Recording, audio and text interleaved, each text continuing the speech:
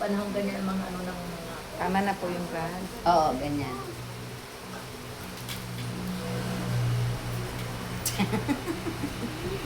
Magandang hapon po.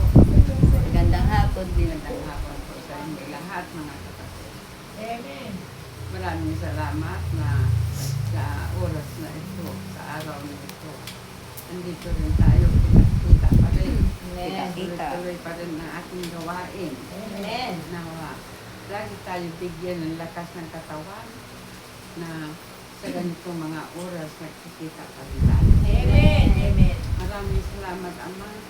Bigyan mo kami lagi ng lakas ng katawan upang sa mga oras na ito, hindi ko pa rin kami pupuri at magpapasalamat sa iyo. Mga kapatid, sabihin ko lang sa inyo na nawa, walang magsawa sa atin lahat. Amen. Walang Bigyan tayo ng na lakas may lakas lang kami. ng katawan ng ating Sa Panginoon atin. upang gagawin natin ang lahat na masiyahan siya. At hindi tayo makalimutan dahil sa pagpupuri at pagpapasalamat natin sa Kanya.